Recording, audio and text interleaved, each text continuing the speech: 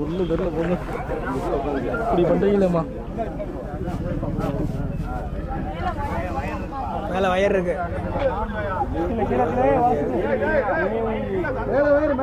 கீழே தாழ்வா பையன்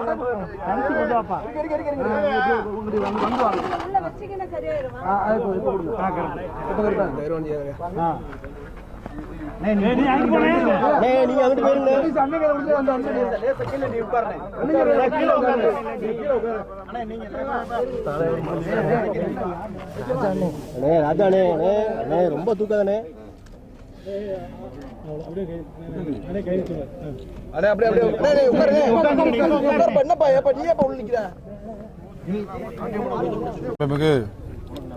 தமிழ்நாடு முதலமைச்சர், துணை முதலமைச்சர், தமிழ்நாடு அரசு சார்பிலே நேற்றைய தினம் அவனியாபுரத்திலையும் இன்றைக்கு அலங்காநல்லூர்லையும் இப்போது பாலமேடிலையும் அதுக்கான பணியை துவக்கக்கூடிய கால்கோள் விழா நடத்தி அந்த பணி ஆரம்பிக்க இருக்கிறது.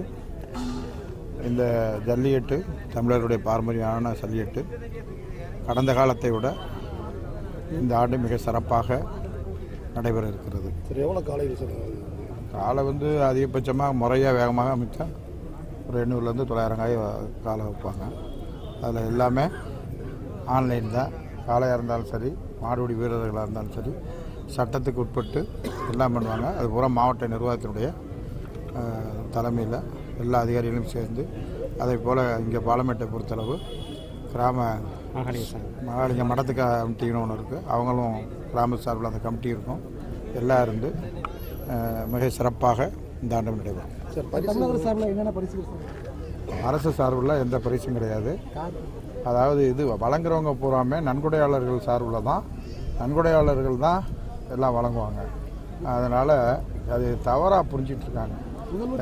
இல்லை எப்பயுமே நம்முடைய அவனியாபுரமாக பாலமேடும் அலங்காநல்லூர்லாம் அரசு சார்பில் ஜல்லிக்கட்டு மட்டும்தான் அது பண்ணக்கூடிய, மற்ற கொடுக்கக்கூடிய பரிசு அத்தனையுமே நன்கொடையாளர்கள் கொடுக்கக்கூடிய பரிசு தான்.